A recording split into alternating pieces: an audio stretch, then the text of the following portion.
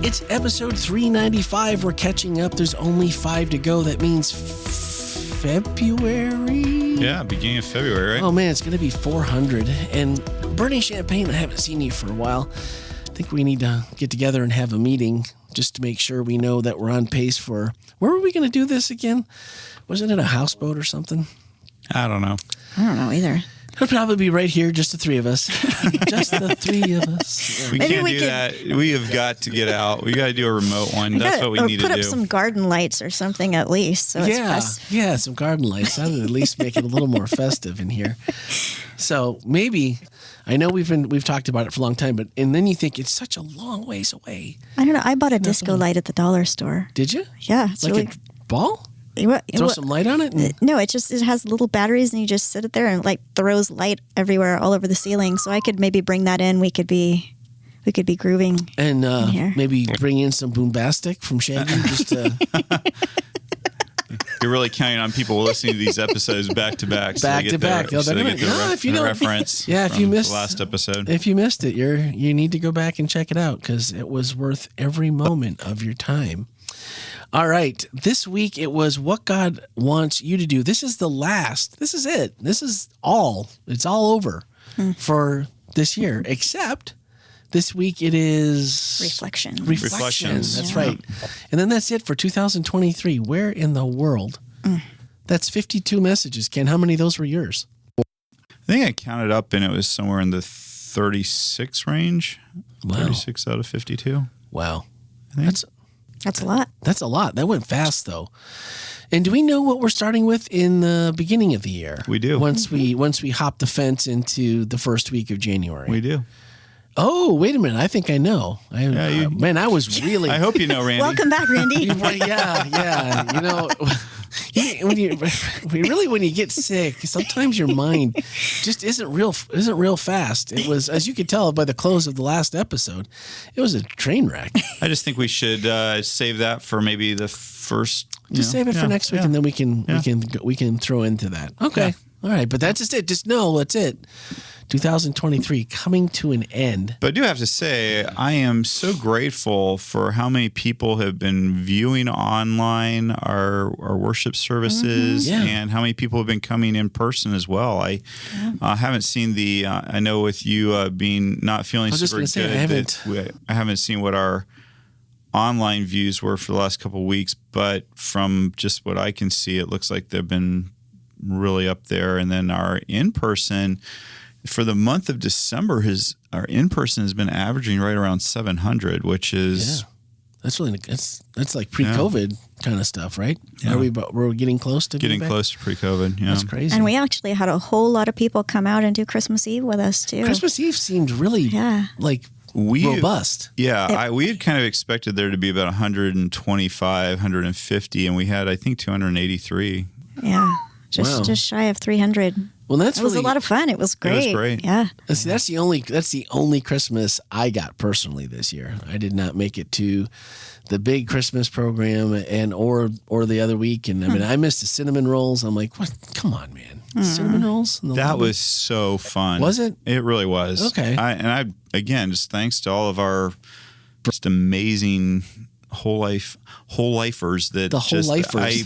One of the things we talked about in staff, he's like, oh man, if we have this, like, will there be enough? Will people bring enough to there? And there was plenty. I mean, that's people really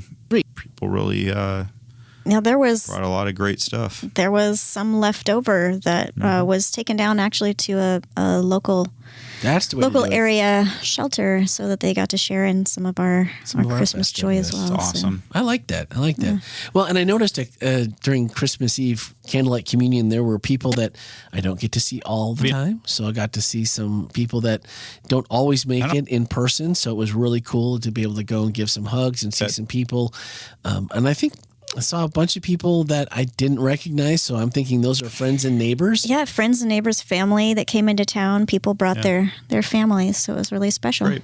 Yeah, we threw out a couple invitations, and I think they were just like, these people have been sick. Forget it. Don't go. Stay away. Well, and just stay home. And that's kind of where we were this week. It took everyone a couple minutes to get on board with, so where did they go after that? Oh, yeah, they went home. It was fun watching the congregation's expressions. It's like, surely he's not saying what God wants from us is to go home. Who yelled it from the back? I could hear it during second, and you're like, "Come on, guys, you're starting to get it right." And I'm not sure who. And then you said, and you guys all got to be wondering where Ken's going with this, right? Like, he can't be telling us, and then someone's like, to go home. I think they may have been in the front, but I could hear it off camera, and it got a good laugh, and it made me fun. It made it fun in that moment. What does God want from us after having an encounter with Jesus and going home? We went through all the different people, the Mary and Joseph, the shepherds, the Magi, Elizabeth, Zechariah, Anna, and Simeon, assuming that, they all went home. The story of the demon-possessed man and Jesus telling him to go home, I teared up a little bit. When I was watching that, I was like, no, I'm not going home. Sorry, Jesus. I can only imagine the way he had been living, how he had been feeling, and to have demons inside of you. I mean, I don't even know. I think we all have, quote unquote, our demons. If some people like to say that, and I don't know that it's not always. It may be accurate more or less here or there, but for what this guy goes through. And you said it after first service, you said, Jesus, I think just told him to go home. And you're like, no, Jesus wasn't angry. I didn't want anyone to think, he was angry. But, at the same time, I kind of feel like that's kind of what it was. Not that he was angry, but just that it felt curt. Even when you read the story in the Bible, it just feels very curt, very short, very just like, no, it's not what I need. I need you to go home. Well, it was also Mark telling the story. So, well, is that is that? I love Mark. Mark is very short and to the point. Just doesn't waste any words. No extra words. No warm and fuzzies. No velvet on the sledgehammer. Mark didn't have a professor he's having to do a page quota for when you. That's right. But it made me really stop and think about. Because also, when you're that person that has his story, that's not a story. I know it's a story that we've all heard 1,000 times. Someone, for whatever reason, has this life, and then they meet Jesus, and he changes them, and they come to a better life. And that's a great story, no matter what it involves, you going away from Jesus or just finding him for the first time. It's a great story. And would encourage anyone to share it, but it's also not easy when you're going back home, because everyone at home knows your junk, and everyone knows not just, the Bible readers know that he was possessed by demons. The family and the friends and the townspeople and the community knows how he got there. What was it that decisions either he made in his life or was it the sins of the father and mother or the, whatever. But the story that gets you to that point is also there. And that's not always something that is fun or easy, even if it's powerful, to talk about with people. And so I just felt myself being a little bit of pushback of just, I can see why he would be angry. And it's almost not fair that this is what you want me to do is to go home and tell people. I don't think I would have liked that answer either. Because it's not something that I wanted. It's not something that I always want to do. And it depends on who you're talking to. Because a lot of people too aren't looking at it, aren't listening with the ears of, oh, well, that's nice. Jesus did something cool for you. You're not possessed anymore. That's nice. You don't, do you know how bad you used to smell? Do you know the kind of language you used to use around my kids? Or, whatever, you used to do this or that. And so it's almost like you're the one that gets a little bit of the abuse about, well, man, yes, we're happy. I'm using air quotes here because this is how I feel sometimes. This is, if you talk to certain people and it's like, well, we're happy that you're all better now. but man, you sure were a mess and a pill to deal with before. And I just really felt like that's such a letdown from this freedom you were just given. And sometimes when I feel like when things are going really well in my walk with Jesus, and people ask you different things about your past, and you can, okay, it's not a big deal. But it almost just like sucks the life out of you for the good things that have come, that have nothing to do with that story anymore. It's like, yeah, that story's there, and I don't mind sharing it with people that need to hear it, or it could become useful, or it could become uplifting for them some way. They can find a piece that they resonate with, and they can find some Jesus. But it's like that now. I feel like, wow, God and I have been talking, and we've been spending more time in prayer, and I've really been enjoying the time we've been spending in the scriptures together. And it's like, but that's the prevailing story that you're kind of known by. And so I really, I've heard this story many times, and it's just, I didn't like it. I didn't like the feeling that it left me with. But sorry to hear that, Randy. But that's just me. Okay. That's just me. I mean, I'm sure that, but I also get why sometimes, you're that person that Jesus needs. Those are the people that know you. They're the people that can benefit. And I don't want to take that from anybody either. But I was just really feeling this guy and thinking to myself, man, that was short-lived. Like, not even like, hey, you know what? You could come with me and the guys for a month or something, and let's have you be a part of the team or something. I don't know. Yeah, well, whether we're talking about, demons or mental illness or some other kind of illness or pathology or a behavioral experience or whatever, when people get to know you as a certain way or as a certain person, it's really difficult for them to allow you to be anyone else. So I think what Jesus was sending him back into was not an easy thing. The easy thing would have been to go with Jesus. Yeah. I think, but the interesting thing is when a situation does happen where people have been functioning according to their prescribed social scripts, and then one person deviates, like would have happened with this person, it creates a rupture in the community. And there are kind of a couple different ways that can go. That rupture can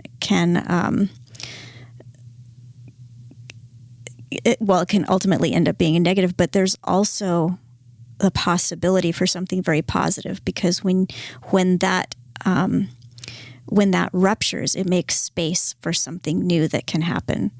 So, while I think it probably wasn't fun for him to go back, I like to imagine that maybe he went back and there was some kind of a rupture that took place that actually created more positivity.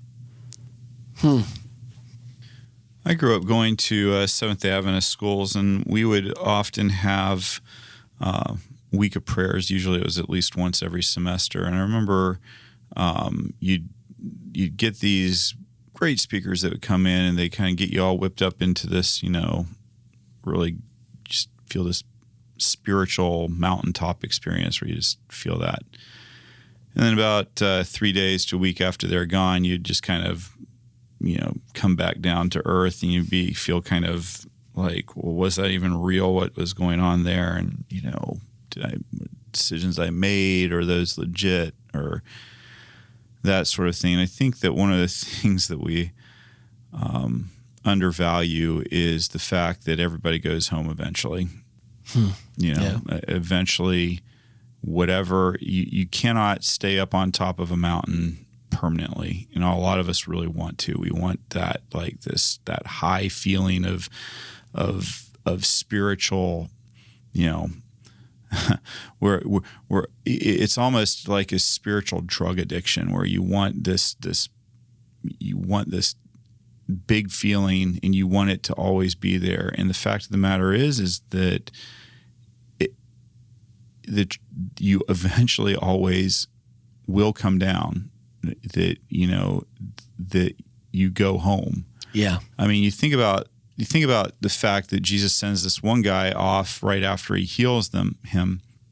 But the fact of the matter is, after 3.5 years, Jesus returns to heaven, and his disciples are given the task of going into all the world. But essentially, Jesus, he says, I'm not leaving you alone. I'm sending the Comforter. Think about what that means. It means that if you need a comforter when you're sad, you need a comforter when you're feeling down. And that's what happens. Jesus leaves the disciples. He's not with them physically anymore. And yes, there is the Holy Spirit. But my point, I guess I'm trying to make is that eventually all of us need to kind of understand that there are these spiritual mountain peaks that are beautiful places, and they're wonderful, and we shouldn't they're not to be avoided. They're great. They're important milestones in our walk. But equally important is going home and living the everyday life, and the life that is not, being in front of the manger with the baby Jesus. It's back with the sheep again. And I think that that's a really undervalued part of Christianity, because we wind up spending a lot of time as leaders, as pastors, whatever, of really encouraging people, have this big life, have this big spiritual thing. And if you're not having like all these crazy miracles happening, then maybe you're not connected to Jesus. Or if you don't have the constant spiritual high. Yeah, maybe that's an indication that you're not really connected to God. And maybe what God is just saying is, go home and live the everyday life, because that's really honestly the hard one to live, to be honest. Go home, talk about the good things that I've done for you. Talk about the things that are difficult that you're walking through, but go home and talk about those things in the place that I've planted you. And for some people, like I said, that is going to the far ends of the earth. But for the majority of people, it is being right where you're at, maybe right now. And it's living a consistent life. It's letting God be in charge. It's talking about the day-to-day things that come up where God is faithful, and sharing that with the person in the grocery line. Yeah. And I'm not talking about leaving them some sort of Christian track, but just, being pleasant, being nice. If it's an appropriate thing to share what God's doing in your life. Those are all vastly important things. And, if everybody lived the Christian values that Christ taught, this world would be a pretty magnificent place. That's true. So I just feel like it comes back to also there's such expectations we have of what being home means. Mm-hmm. And I think it's, I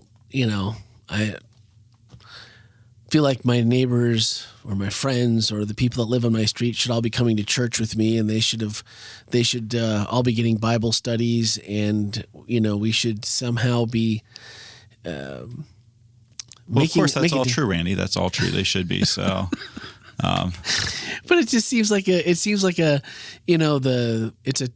a high bar that I think sometimes we set for what we should be doing, when sometimes I feel like it's just being who we are and the broken parts of us. And then that's the hard part, is having to realize how broken that part is when someone else realizes it for you. And then you have to either, oh yeah, that was me. But to me, one of the biggest acts of faithfulness to God, in my opinion, is not that you're doing, that you're constantly out. How do I say this? So many times I watch people who are trying to bring people to Jesus, and when that person's like, no, thank you. they move on. They're like, okay, you've rejected the Holy Spirit. I am done with you now, and I'm moving on to the next person that I think will. And what gets even worse at times is somebody will try to bring somebody to Jesus. Maybe they do Bible studies. Maybe they bring them to Jesus. And as soon as that person's accepted Jesus, then they move on and leave that person just kind of floating out. Yeah, I showed you what to do. And for me, I think that one of the things I meant by going home is that sometimes the most important thing you can do is to continue to be friends with people who don't choose to accept Jesus or choose to follow Jesus in the way that you're following. But you don't quit that friendship just because they didn't do what you wanted them to. And also that you continue the friendships with people that you don't. It's viewing people as opposed to viewing them as a mission. Yeah, it feels really predatory, actually, if that's all you're interested in. Yeah. And you're not actually interested in the person and developing a relationship with the person. And I think you have to let that grow too, because just because the answer may still be no if your goal is to introduce them to Jesus, which isn't. I get where you're talking about with the predatory. It's like if that's all we're doing, not that that's a bad thing, but like if you're not willing to be invested of your time and of yourself and be a friend, then that almost seems. Well, it is. Seems I think it's a misunderstanding of the gospel. The gospel is relational. It isn't transactional. It is not a transaction to be had. It's a relationship to be lived in. And I think that we might learn something from the fact that if it took God 40 years to take what should have been about a 6-week trip, that if it took him 40 years to move the Israelites from Egypt into the promised land, then maybe we need to quit measuring things in days and weeks and months and just be okay being where God has planted us and be okay sharing our faith by the way that we live. And yes, by also sharing it verbally, in the right places when people want to know and when they're asking, and or when you see a point where you think that there's something that will be helpful. But it seems so counterproductive to be so long. But like, am I affected? It's because we're so used to instant gratification. Yeah. We got to get this thing done. But I mean, what Ken's saying, like patience. Yeah. Patience and trusting in the process, whatever process we happen to be in, trusting that process. That's not type A material. That's not type A. No. I need this done. I need to move on to the next thing. And that's totally not what I agree. I mean, if you let somebody, you bring them there and it's like, oh, great. Well, I've given you everything you need. And now, go do this 2 more times for somebody else. And, because then that'll prove how much you love Jesus. And that's kind of a messed up way to think about it. Why would you leave somebody if you really did enjoy being their friend in the first place? I mean, you'd be happy for them, but I wouldn't want to just have someone leave you either. It doesn't. See, this is the part that I'm back to the other. I'm not going back. I am not going back there. I'm not going back there. This is the part I struggled about with this message, and not just the message. It's just, it all seems like it's like, where's the stick in the ground that's like, oh, we did make progress? And I know that's a relationship, but relationships take time, and not that that's a bad thing. We all have plenty of time to invest in others. And like you said, just by living your life as Christ has taught you to the best of your ability and being open and transparent about that. And yeah, I'd love to see you come to church with me, but that's not my goal. I'd rather, we just need to hang out and not put pressure, but then it just seems like, am I doing enough? I mean, there should be more to do. And maybe that's that upbringing of where you're out there winning souls for Jesus, you're in gathering, you're doing all these different things that are tangible, but that just seems like everyday life. And I know that I know I'm asking questions that I don't have answers for. Well, it's funny, Randy, because totally feel free to delete this if you want to later. But feel free to delete this. you just chop this part out if you don't. But the conversation we were having earlier about, your neighbors and what awesome people they are, and spending time with them this weekend and celebrating Christmas with them and doing all these things. I mean, that's what you're doing. That's what you're living. Like that is your experience. And I don't see you trying to put a benchmark on that or trying to put a pole in the ground on that, because you're engaged in a relational relationship.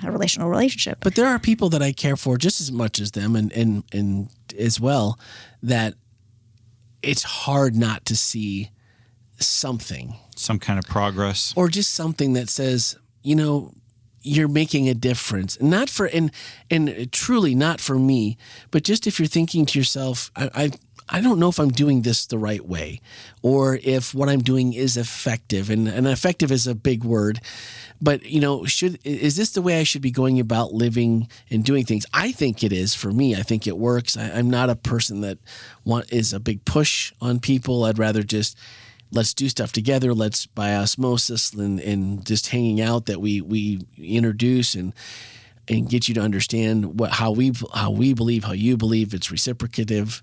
Reciprocal. Thank you. Reciprocative. I don't know. That works. Does it work? Let's go with it. Let's go with it. And if it's not a word, it should be. It should be now. It just feels like there's something missing in that scenario. And I know that that's me trying to overcomplicate things, but sometimes you just little pieces. And sometimes when you get those, it makes all the difference in the world. And you're like, oh, okay, this is amazing. And God really does carries in the details. And I guess I try not to worry about that, because I know there's nothing I can do about it other than be what I am and who I am. And to let the Holy let the Holy Spirit do what it needs to do, and not worry about it. But sometimes I worry about it, because I worry about those people that I want them to know Jesus. Well, can I say I'm glad you worry about them? I think that, if I had the formula to making $1 million, and I had a friend who was financially struggling and kept refusing to listen to the formula that I knew would bring them out of their financial struggles, of course I'd worry for them. Yeah. But you know what I wouldn't do? I wouldn't quit being friends with them because they weren't accepting the formula that I know was going to work. I would actually continue to be friends with them, hoping that one day that they would. And I think the same thing is true when it comes to our Christian walk. That, if I genuinely believe that I've found a formula that's given me a better picture of who God is, that's given me hope, it's given me peace. And of course, I want the people I love to have those things. In fact, I'd love for them to be able to practice it better than I practice it. Yeah, oh, for sure. But that being said, I think that relationships are rarely point A to point B to point C. They're relationships are messy, and that you jump from B to X, and then from X maybe back to M, and maybe then on to N, maybe O, then back to G. I mean, relationships kind of bounce all over the place. They're not linear. And I think that sometimes we really try to make the Christian process linear when it's relational. And relationships are messy, and they don't progress the way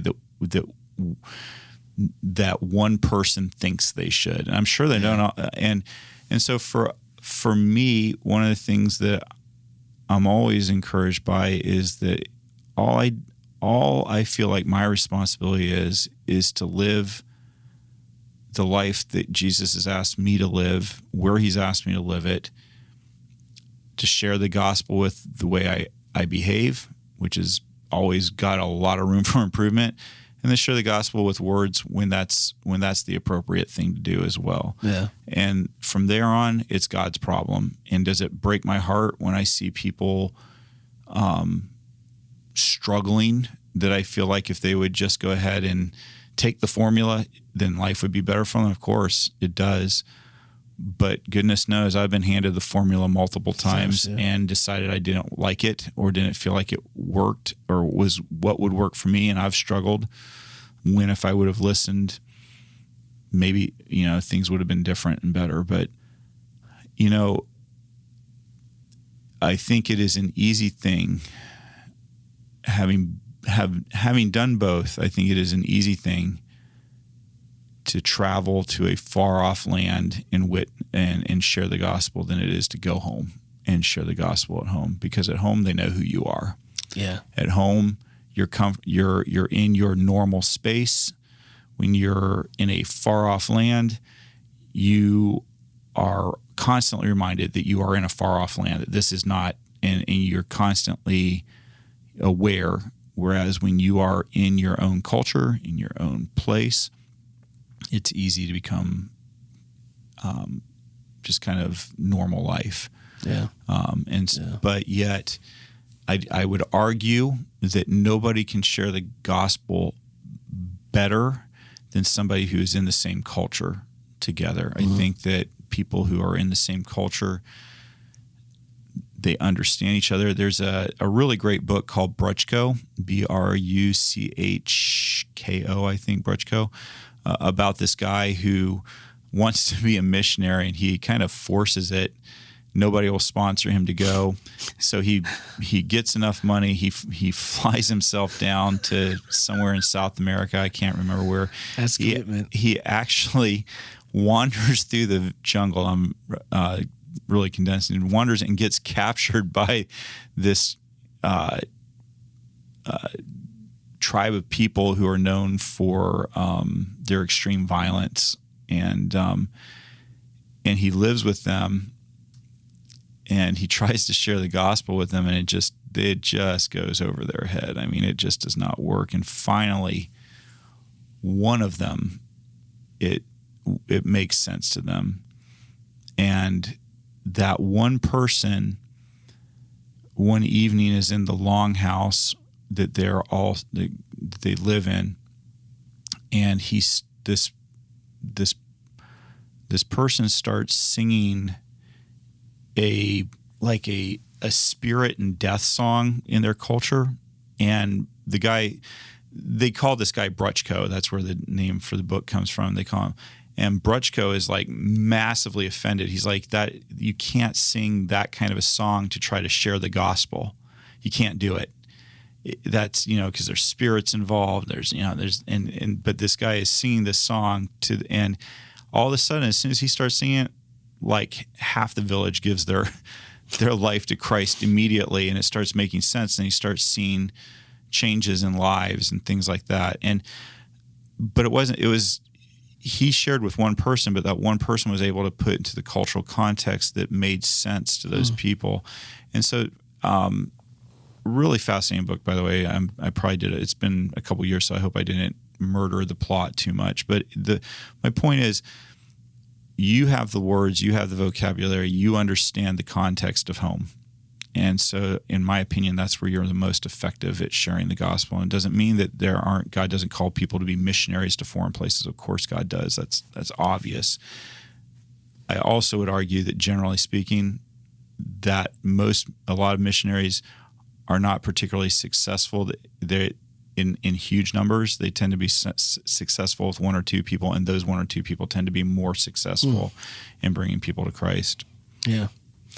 Well, I was more. My neighbors are amazing people. They're the people that they always have your back when your water pump goes out. They hook up the hose to their house and make sure that you have water, and vice versa, and those kinds of things. And I really think this year they were going to come to Candlelight Communion because it seemed like a good program that they would enjoy and get to just to meet some people here at Whole Life. So maybe next year. And but I'm not worried about them. They're Randy, pretty awesome. Just go home. Just go home. Just go home.